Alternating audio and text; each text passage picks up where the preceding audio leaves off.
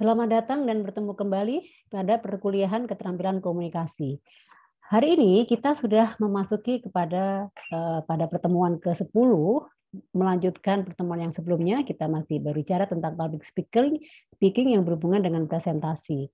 Nah, hari ini kita akan melanjutkan membahas tentang teknik presentasi yang baik agar presentasi itu bisa berhasil dan kendala-kendala yang kita hadapi itu tidak akan terjadi. Tetapi kita akan membantu bahwa melalui teknik presentasi ini diharapkan semua presenter atau kita yang menyampaikan informasi itu bisa mempersiapkan diri dengan sebaik-baiknya. Maka untuk itu dalam melakukan presentasi itu harus kita ikuti teknik-teknik sebagai berikut.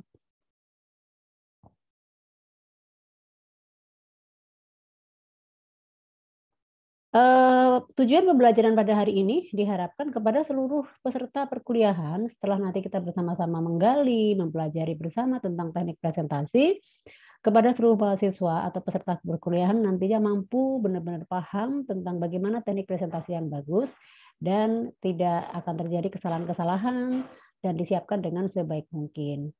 Nah, sasaran pembelajarannya sendiri atau topik yang akan kita bahas adalah kita akan membahas tentang Anda dan audiens. Berbicara presentasi itu berarti berkaitan dengan presenter atau Anda sebagai seorang yang akan menyampaikan informasi dan juga audiens. Audiens adalah bisa publik, bisa kelompok orang atau sekumpulan atau karyawan atau massa atau beberapa orang yang memang kita kumpulkan untuk menerima informasi atau beberapa tentang pengetahuan tentang hal-hal yang akan kita presentasikan kepada mereka. Nah, kita juga perlu mempelajari atau perlu paham juga persiapan apa saja yang harus dilakukan sebelum presentasi. Karena kita berhubungan dengan banyak orang, berhubungan dengan publik, berhubungan dengan kelompok orang tertentu, maka harus ada persiapan yang benar-benar. Tidak boleh setengah-setengah, tidak boleh asal. Karena apa? Nanti tidak terlihat profesional kalau kita tidak melakukan persiapan. Karena persiapan ini membantu kita membuat percaya diri, kita yakin, dan kita lebih profesional dalam menyampaikan suatu informasi kepada publik. Nah, ada cara bagaimana membuka teknik presentasi. Karena ini adalah momok ya, membuka presentasi itu adalah momok bagi para penyampai informasi atau presenter itu mulai dari mana dulu kita memulai pembicaraan, mulai dari mana dulu kita akan mengawali atau menggunakan kata-kata apa untuk bisa ngeblend dengan audiens. Nah, selain itu kita akan mencoba membuat struktur atau teknik mendesain struktur materi presentasi itu yang baik dan benar itu seperti apa. Nah, yang terakhir adalah mengelola aspek visual. Kita akan bahas satu-satu. Nah, berbicara tentang Anda dan audiens, ya. Anda adalah presenter, audiens adalah publik atau audiens yang akan kita ajak berdialog atau yang akan menerima informasi dari kita. Nah, yang perlu kita perhatikan itu bagaimana menciptakan sensasi aha. Yang dimaksud sensasi aha itu adalah sensasi yang dibangun oleh Anda sebagai presenter dan juga audiens sebagai pendengar atau penerima informasi atau sebagai publik atau massa yang akan menerima receiver, penerima pesan dari kita. Nah, kenapa? Karena dengan membangun chemistry dengan sensasi aha itu akan membantu kita audiens dan kita itu ngeblend dan kita akan ada kedekatan dalam arti mereka mau menerima kita dan kita pun siap melayani audiens. Artinya melayani menyampaikan informasi itu. Kita siap. Kalau ada chemistry tersebut yang terbangun, maka nanti jalannya enak tuh, flow-nya mengalir dengan sendirinya. Ya, tidak ada beban, tidak ada hambatan, tidak ada suatu yang kendala-kendala yang akan kita hadapi karena semuanya sudah sama-sama terbuka, semuanya sudah sama asik, semuanya sudah sama-sama siap menerima dan menyampaikan.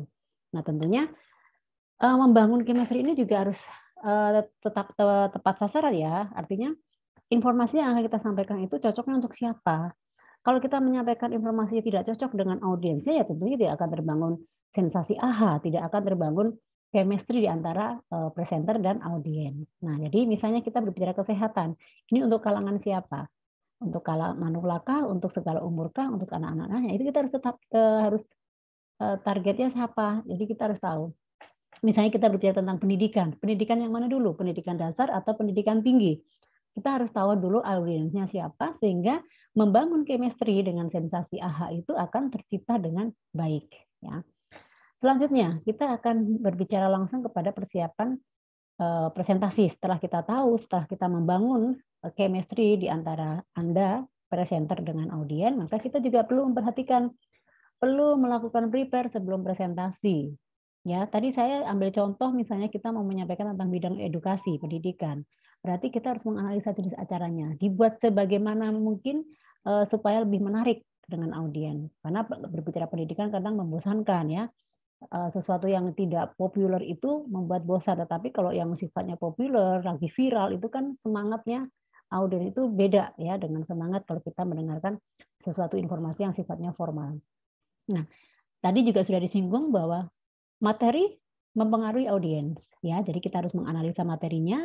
Kalau kita berhadapan dengan manula, dengan parenting, artinya kalau kita berbicara tentang edukasi anak di rumah, itu berarti kan kita berhadapan dengan orang tua, apa yang harus disampaikan, bahasanya pun akan berbeda. Terus mengorganisasikan materi. Nah, materi itu biasanya informasi itu kan banyak. Bagaimana kita mengelompokkan setiap informasi yang akan kita sampaikan itu pas, mana yang disampaikan duluan, mana yang berikutnya, mana yang inti, mana yang penutup harus kita organisasikan. Kita harus bagi-bagi materi itu dengan baik, ya. Karena kalau kita tidak menyusun, tidak mengorganisasi materi, ya pasti yang disampaikan acak-acakan.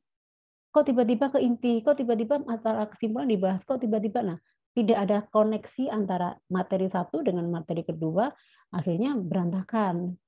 Hasilnya apa? Kalau berantakan, yang diterima oleh audiens ya pasti dipersepsikan beda karena tidak beruntunnya tempat ya kan kita juga sudah membahas bahwa tempat itu penting ya menjadi persiapan karena kita akan berbicara di mana.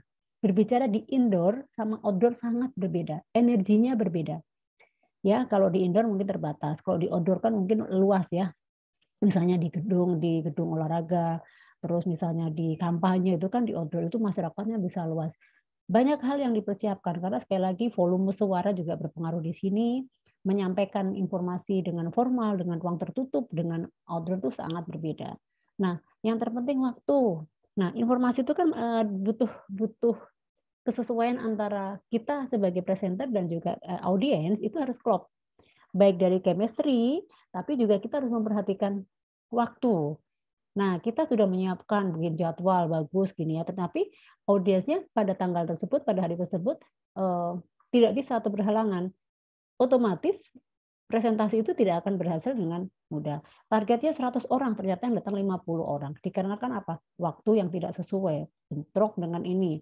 Karena schedule yang padat dan sebagainya. Jadi memang menyiapkan presentasi itu kan memang suatu pekerjaan yang besar ya, karena yang dihadapi tidak 1-2 orang saja, presentasi pasti berhadapan dengan banyak orang. Bahkan kalau bisa massa pun bisa, kelompok dalam jumlah besar gitu. Nah, maka itu yang harus diperhatikan. Berikutnya, nah ini ada teknik membuka presentasi. Nah, ini loh yang tadi kita bahas bahwa kebanyakan orang yang belum memiliki jam terbang dalam menyampaikan informasi itu bingung. Pertama gitu kita kalau membuka apa sih, apakah ucapan assalamualaikum, selamat pagi, salam sejahtera itu kan sudah, tetapi itu standar, itu memang wajib. Tetapi untuk menggiring audiens supaya siap menerima materi kita, apa yang harus kita pancing, ya? Giringan apa yang supaya membuat audiens itu siap menerima kita sebagai presenter atau siap mendengarkan informasi yang akan kita sampaikan. Banyak cara. Dari 7 ini bisa dipakai semua, bisa. Atau kok cuma dipakai 2, bisa. Dipakai 1, bisa. Yang penting bisa kenal sasaran. Biasanya presenter itu akan mancing ya, mancing ke audiens itu misalnya dengan beberapa pertanyaan. Kadang bisa pertanyaan pribadi, kadang bisa pribadi dalam arti, Bapak Ibu tinggalnya di kota yang ini, atau apakah datang dari luar kota, itu kan pancingan-pancingan ya, seperti itu. Terus ada menceritakan faktoik, fakta. Jadi mungkin membahas tentang hal-hal yang viral, yang mungkin. Nah, kalau audiens itu diajak berbicara atau dibukakan dengan sesuatu yang viral kan senang ya, senang semangat, akhirnya mereka akan interaktif, interaktif dan akan aktif bertanya atau aktif merespon apa yang kita sampaikan. Terus kita bisa menggunakan dengan retrospektif ya, apa itu retrospektif? Ya itu adalah membangun kembali persepsi atau perspektif ya kepada audiensnya dengan baik supaya mereka tidak datang dengan terpaksa. Nah, itu kita bangun juga. Atau kita menggunakan dengan anekdot. Anekdot itu kayak lelutan-lelutan kecil sederhana gitu ya. Misalnya ya kita bisa dari TikTok dan sebagainya, itu bisa diangkat ya. apa saja, tapi konteks atau inti yang disampaikan itu yang disampaikan melalui pembukaan ini ya harus nyambung dengan materi yang akan kita sampaikan. Bukan berarti kita menyampaikan sesuatu yang tidak bermaksud, tapi harus menggiring kepada materi yang akan kita siapkan. Bisa juga membuat dari quotation, kutipan-kutipan kata-kata bijak, boleh. Atau kita membuat pepatah, pantun, itu boleh. Ya. Yang penting apa yang kita sampaikan itu baik pertanyaan, faktual, ya, anekdot, retrospektif, analogi, aforisme dan sebagainya itu topiknya, pancingannya nyambung dengan yang akan kita sampaikan. Nah, itu cara membuka presentasi. Nah, sekarang gimana kalau kita presentasi itu agar berhasil, agar kita menyampaikannya itu terstruktur, ya, berurut dari materi 1, 2, atau slide 1 ke 2 itu saling terkait, tidak asal menyampaikannya. Nah, tentunya banyak yang dipersiapkan.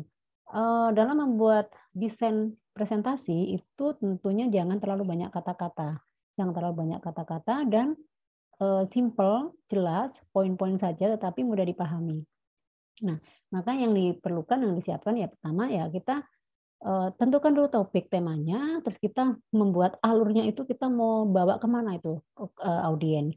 Kita mau ngomong ini tujuannya apa. Nah itu baru kita bisa nyiapin. Jadi kalau buat slide itu jangan buru-buru, kita harus tahu dulu sasarannya. Kita mau bawa kemana ke audiens itu. Nah terus kita harus teliti karena presentasi itu harus ada ide yang disampaikan. Ide itu ada sesuatu yang terpenting, sesuatu yang pokok yang harus disampaikan kepada audiens. Terus buat alur. Alur itu pola penyampaiannya, mana yang duluan, mana yang harus berikutnya. Nah, terus yang berikutnya, yang terakhir adalah menerapkan alur presentasi yang sederhana. Nah, kenapa alur presentasi yang sederhana sangat penting? Ya, itu tadi kita paham apa yang dibutuhkan audiens. Kita harus tahu kemampuan audiens. Kita juga tahu latar belakang audiens yang berbeda-beda, sehingga kita harus menyampaikan presentasi itu dengan alur yang sederhana, mudah dipahami, dengan bahasa yang sederhana pula. Ya, kita nggak boleh walaupun kita memiliki jam terbang yang sudah kemana-mana, sudah internasional, tapi kita harus bisa mengikuti masuk ke dalam audiens, berdiri setara dengan audiens, artinya agar apa yang kita sampaikan, agar apa yang kita dialogkan bisa diterima dengan baik. Nah itu ya adalah bagaimana kita mendesain sebuah struktur alur penyampaian presentasi. Berikutnya, nah ini yang terpenting dalam presentasi itu kan mengelola aspek visual dan vokal pada saat presentasi. Kenapa ini penting?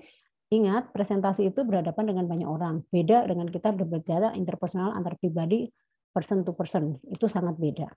Nah, di sini ada penekanan pengelolaan aspek di mana ada pengelolaan aspek verbal, pengelolaan vokal, dan visual. Yang tadi saya sampaikan, presentasi itu bisa dilakukan dua tempat. Bisa indoor, bisa outdoor. Nah, kalau outdoor harus berapa? Tentunya beda ya, karena tentunya kemampuannya beda. Menghadapi banyak orang dengan berbicara dengan satu orang itu persiapannya beda. Kalau misalnya satu orang, dua orang ya, atau tiga atau di bawah 10 itu kita nggak pakai mic pun bisa, ya. Kita berbicara langsung pun bisa. Tapi begitu kita berhadapan lebih dari 100 orang di ruang outdoor yang kena, kalau di outdoor itu kan berarti ada angin, ada suara udara semuanya kan bercampur, itu kan suara yang kita sampaikan akan berbeda jauh. Nah, jauh berbeda dengan kalau kita berbicara di indoor juga. Nah, ini yang perlu dikelola, yang perlu diperhatikan. Maka ini verbal itu artinya kata-kata ya yang disampaikan itu 7% saja, vokalnya 38%. Ya, karena volume suara itu juga menentukan ya keberhasilan kita memberikan informasi. Kalau kita tidak mengelola vokal dengan baik, tentunya cara ngomongnya bisa terlalu cepat, cara berbicaranya terlalu lambat, atau bahkan tidak ada suaranya, terlalu lirih. Nah, itu akan berpengaruh. Ya, ada kredibilitas suara. Suara sangat mempengaruhi. Nah, tapi kalau misalnya 1-2 orang pun nggak usah teriak-teriak, nggak masalah. Tapi begitu menghadapi banyak orang kan agak sedikit powernya keluar, ada teriak. Tapi itu sekarang bisa diminimalis dengan menggunakan wireless dan sebagainya. Nah, visual. Visual itu penting ya, karena gini, dalam presentasi itu orang tidak suka mendengarkan kata-kata terus, bosan. Biasanya harus menunjukkan contoh konkret atau gestur-gestur tubuh perubahan itu yang memang membuat mereka yakin, karena memang visual itu akan membantu orang itu lebih paham. Ya, maka penampilan fisik, gerakan, kontak mata itu akan membantu keberhasilan kita dalam menyampaikan sebuah presentasi. Nah, berikutnya apa saja caranya yang harus kita tadi yang 7% itu apa saja, 38% itu apa saja yang harus disiapkan, dan 55% itu apa. Nah, tadi dibilang bahwa mengelola aspek verbal itu cukup 7% karena memang iya, karena di sini presentasi itu menyampaikan sesuatu yang poin-poinnya saja tetapi jelas, sederhana, simpel, singkat, tapi audien bisa menerima. Karena memang beda ya kalau kita menulis sebuah karangan proposal, menulis sebuah laporan itu bisa berlembar-lembar bahkan harus lebih banyak, lebih bagus ya. Tapi kalau komunikasi tidak. Biasanya harus to the point, inti harinya saja, sederhana dan mudah dipahami. Nah, kalau vokal ini, jadi vokal itu penting karena kalau kita suaranya tadi saya bilang lirih, tidak bersuara, itu akan mempengaruhi antusias pada peserta presentasi atau audiens. Karena dengan suara yang tidak harus teriak-teriak, tapi dengan semangat, volume nada yang enak didengar itu membangkitkan minat dan juga antusias kepada audiens itu juga akan terbangun ya. Jadi tidak hanya sekedar keras tapi punya tekanan, bisa dimaknai atau bisa yang disampaikan itu sampai kepada semua audiens. Nanti jangan sampai, "Oh, maaf, saya tidak kedengaran, bisa diulang." Nah, itu akan berpengaruh juga. Biasanya kalau kita berbicara diulang-ulang, lama-lama bosan juga, lama-lama bisa emosi, nah nanti tujuannya tidak berhasil. Nah, terkait dengan visual, visual itu karena itu ada bentuk bentuk simbol, simbol yang harus tertuang atau yang bisa ditampilkan kepada audien, karena itu juga membantu pemahaman audien, ya salah satunya mata, kontak mata. Terus gerakan tubuh macam-macam ya, bisa sambil jalan, bisa dengan gerak-geriknya, terus kita berbicara itu kan tidak seperti upacara ya, presentasi itu tidak seperti upacara yang berdiri tegak, diam, tangan dikepali bawah, tidak, tapi perlu ekspresi menunjukkan, menekankan informasi itu lebih kuat itu dengan gerakan tangan dan ekspresi wajah. Dengan Anda senyum, dengan Anda memberikan semangat, itu adalah bentuk-bentuk visual. Makanya secara komunikasi dengan visual itu sesuatu yang bisa dilihat, sesuatu yang bisa dinikmati atau bisa dirasakan oleh audiens, itulah namanya mengelola aspek secara visual karena langsung kena, langsung bisa dipahami seperti itu. Nah, inilah materi kita pada hari ini ya, bagaimana teknik presentasi yang baik dan ini bisa kita praktekkan dalam persiapan kita mengadakan presentasi apa saja, entah tugas, entah presentasi pekerjaan di kantor atau presentasi lainnya. Nah, kita akan kembali ke e-kampus, kembali mengerjakan tugas. Kita hanya tugas minggu ini atau pertemuan ini Anda diminta menjelaskan atau memberikan contoh-contoh pertanyaan terkait dengan presentasi. Ini ada 7 ya, jelaskan contohnya seperti apa ya, anekdotnya seperti apa supaya di awal itu audiens itu benar-benar siap ya. Ya, karena kita apalagi kalau kita berpresentasi dengan durasi yang cukup lama, 1 jam, 2 jam itu kan lihat presentasi 2 jam aja sudah membuat audien, aduh lama sekali. Nah, bagaimana 2 jam atau 3 jam lebih itu kita bisa nyantai, bisa enjoy. Maka yang pertama tadi AHA ya, ada kita membangun sensasi AHA itu ada chemistry sehingga mereka akhirnya datang memang benar ingin mendapatkan informasi dari kita. Nah, tolong dikerjakan tugas ini. Nanti pengumpulannya sesuai due date yang sudah saya tetapkan di e-kampus dan kita kembali ke e-kampus dan dengan demikian pertemuan hari ini saya cukupkan dan kita akan kembali bertemu kembali di minggu berikutnya untuk materi yang selanjutnya. Saya ucapkan selamat mengerjakan tugas, semoga bermanfaat dan kita akan bertemu kembali.